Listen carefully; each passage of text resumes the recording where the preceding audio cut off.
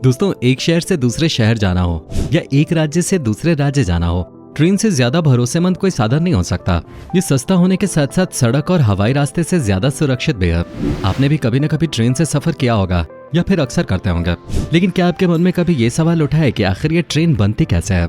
जी हाँ, वही ट्रेन जो एक बार में हजारों लोगों को हजारों किलोमीटर दूर ले जाती है। इस सवाल का जवाब मिलेगा आज की हमारे इस वीडियो में, तो कृपया इस वीडियो में अंत तक बने रहें। दोस्तों, जैसे भारत की जान है रेलवे, वैसे ही ट्रेन की जान होती है उसका पहिया। हजारों लोगों और लगेज का वजन सहते हुए भी सरपट भागता है ट्रेन का पहिया।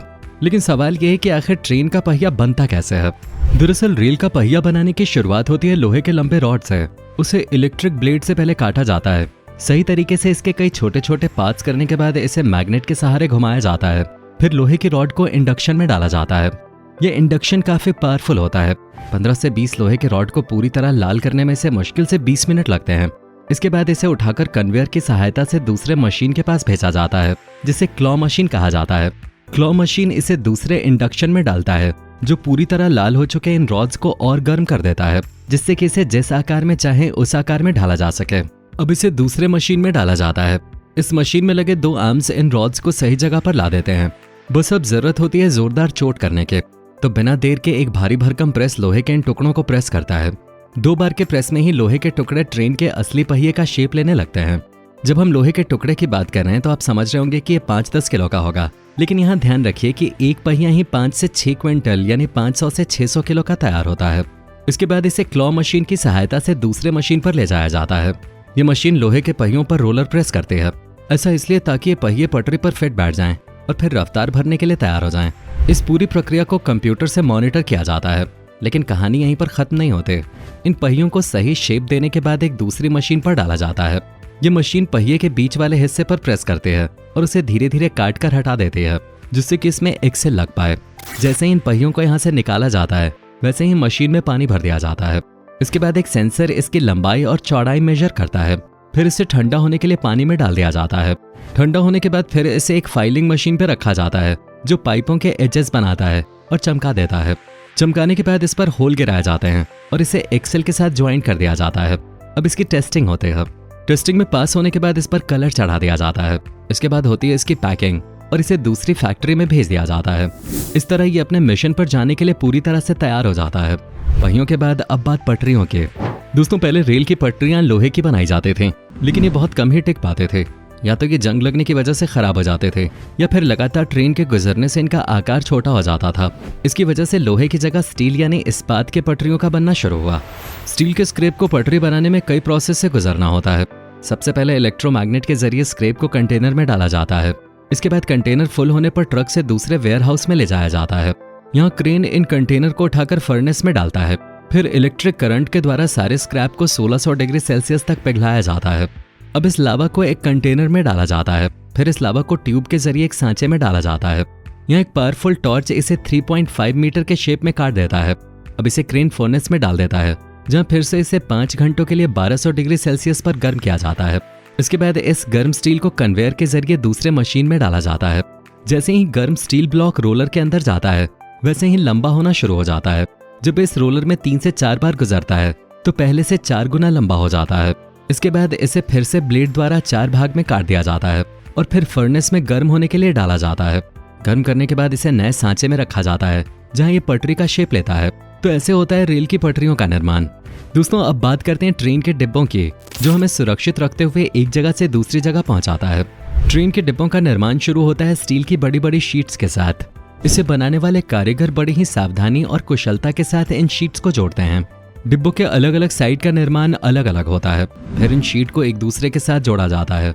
ये काम बड़े बड़े क्रेन की सहायता से किया जाता है। सारे शीट जुड़ने के बाद एक डिब्बे का आकार लेने लगते हैं।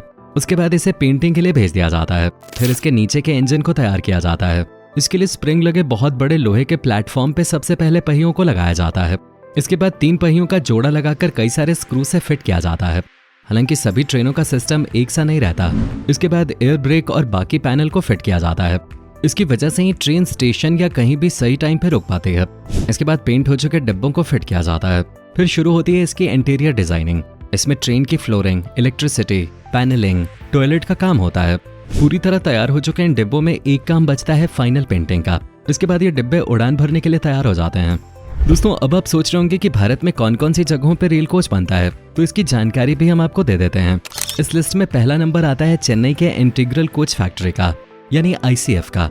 ICF 170 से अधिक तरह के कोचों का निर्माण कर चुका है, जिनमें प्रथम और द्वितीय श्रेणी के कोच, पेंट्री कार, सामान और ब्रेक वैन, स्वचालित coach, EMU, DMU, MEMU, metro coach, दुर्घटना राहत चिकित्सा वैन और निरीक्षण कार शामिल हैं। शुरू होने के बाद ICF द्वारा 18 अगस्त 2015 तक कुल 50,000 डब्बों का उत्पादन किया गया था। रेल कोच कारखाना कपूरथला की स्थापना 1986 में हुई थी। ये भारतीय रेल का दूसरा रेल कोच कारखाना है। अब तक यहाँ 51 प्रकार के लगभग 16,000 यात्री डिब्बों का निर्माण किया जा चुका है। इनमें राजधानी और शताब्दी जैसी हाई स्पीड ट्रेनों के डिब्बे शामिल हैं। उत्तर प्रदेश के रायबरेली के पास लालगंज में मॉडर्न कोच फैक्ट्री है। भारत में ये तीसरी फैक्ट्री है जो रेल डिब्बों का उत्पादन करती है। ये फैक्ट्री एक साल में लगभग 1000 LHP कोचों का निर्माण करती है। दोस्तों चाहे हम ट्रेन के पहिए और डिब्बों की कितनी ही बात क्यों ना कर लें, लेकिन इंजन के बिना सब अधूरा है। ये इंजन ही है जो ट्रेन को हजारों किलोमीटर तक खींच के ले जाता है। तो आइए इंजन के बारे में भी आपको कुछ जानकारी दे देते हैं। आपको एक दिलचस्प बात बताते हैं जिससे आपको इंजन के पावर का अंदाजा हो जाएगा। दरअसल आजकल ट्रेन के इंजन में 16 सिलेंडर का इस्तेमाल किया जा रहा है। इनमें से एक सिलेंडर की क्षमता 10,941 सीसी की होती है। सीधे सीधे कहें तो एक ट्रेन में इंजन में 116 होंडा सिटी कारों जितनी ताकत होती है। जी हाँ, ऐसे ही इतना पावरफुल नहीं होता ट्रेन का इंजन। दोस्तों आपके मन में कभी ये सवाल भी उठा ही होगा कि आखिर इंजन चलते कैसे हैं, क्या उनमें भी गियर होता है? तो दरअसल दोस्तों ट्रेन के इंजन में गियर तो होते हैं, लेकिन उन्हें बदलना नहीं पड़ता। ट्रेन के गियर किसी ऑटोमेटिक कार की तरह होते हैं, स्पीड के साथ अपने आप चेंज होते रहते हैं। भारतीय रेल में चलने वाली ट्रेनों को खींचने के लिए मुख्यतः 2 तरह के लोकोमोटिव हैं, इलेक्ट्रिक और डीजल। भाप इंजन अब सिर्फ हेरिटेज ट्रेनों में ही देखने को मिलता है। इलेक्ट्रिक लोकोमोटिव में जो सिर के ऊपर तार होता है, उससे बिजली लेकर एक्सलों पर लगी हुई ट्रैक्शन मोटरों को सप्लाई कर दी जाती है। फिर स्पीड कंट्रोल के लिए इसे सप्लाई को कंट्रोल करने की आवश्यकता है, जिसे एक ऑटो ट्रांसफार्मर की सहायता से कंट्रोल किया जाता है। वहीं डीजल लोकोमोटिव में लगाए गए डीजल इंजन के साथ एक जनरेटर या अल्टरनेटर कपल किया जाता है। इससे मिलने वाली बिजली की सप्लाई को इलेक्ट्रिक लोकोमोटिव की तरह ही एक्सलों पर लगाई गई ट्रैक्शन मोटरों को फीड किया जाता है। यहाँ ट्रांसफार्मर की आवश्यकता नहीं होती है, क्योंकि सप्लाई कम ज्यादा करने के लिए डीजल इंजन की स्पीड कम ज्यादा करने से काम बन जाता है। भारत में भारत हेवी इलेक्ट्रिकल्स लिमिटेड यानी BHEL चितरंजन वाराणसी, पटियाला, तिरुचिरापल्ली और मधेपुरा में रेल का इंजन बनाता है। दोस्तों इंडियन रेलवे आज एशिया का सबसे बड़ा और दुनिया का दूसरा सबसे बड़ा रेल नेटवर्क है। हर रोज लाखों लोग एक जगह से दूसरी जगह जाने के लिए ट्रेनों का इस्तेमाल करते हैं।